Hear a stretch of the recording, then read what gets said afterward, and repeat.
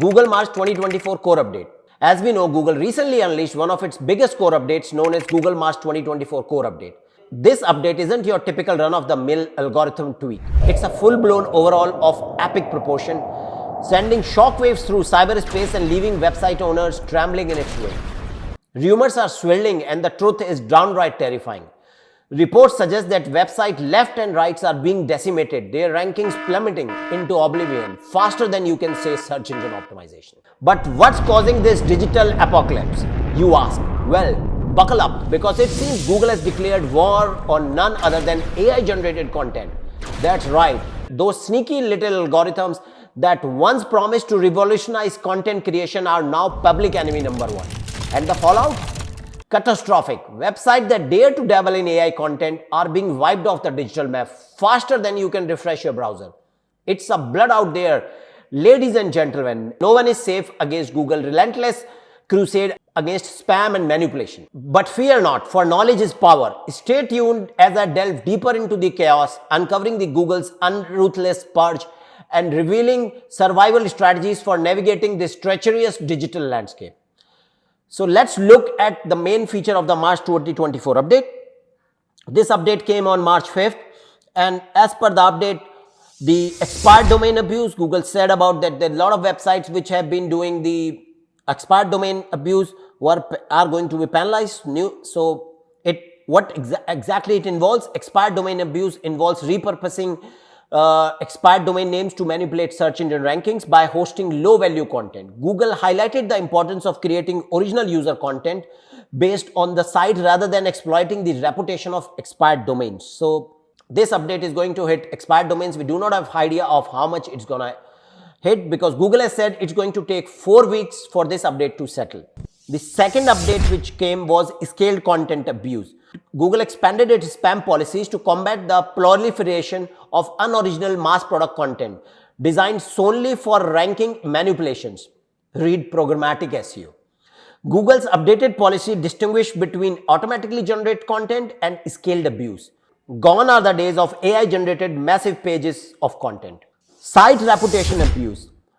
Targeting third-party pages lacking oversight or involvement from the host site, this policy addresses attempts to leverage site ranking signals for manipulative purpose. Read it as parasite SEO. Google clarifies that not all third-party content is prohibited, emphasizing the distinction between legitimate native advertisement and manipulative practices.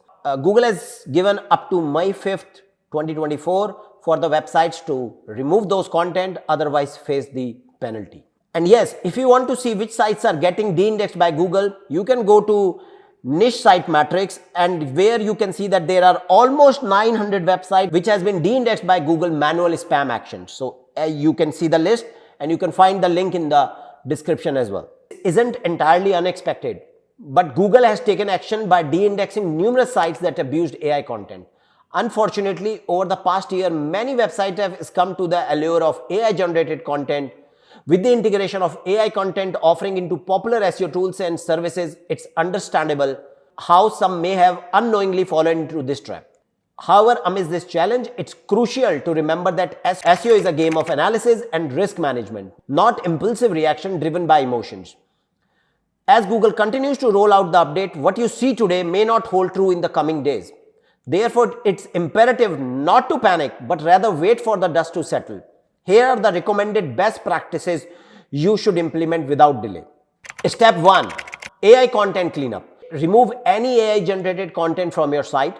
Ensure that deleted content returns a 410, which means that page has permanently gone status, not a 404 error, which means page not found. Establish EEAT signals. Provide Google with the EAT expertise, authoritativeness, trustworthiness signals it demands. It will let Google know that you are a real entity that they can trust to send traffic to. Step 3. Integrate modern schema. It's imperative to align with Google preferences as they prioritize acquiring data essential for maximizing their revenue. Incorporate a diverse range of modern schemas, including but not limited to Speakable, how to do FAQ, datasets, service, product reviews, organization, local business, video, and much more, to enhance your website visibility and relevance. Step 4. Update existing content the easy way. Enhance the credibility of your site by updating existing human-written content. Add an FAQ section to each piece as Google favors updated content along with FAQs.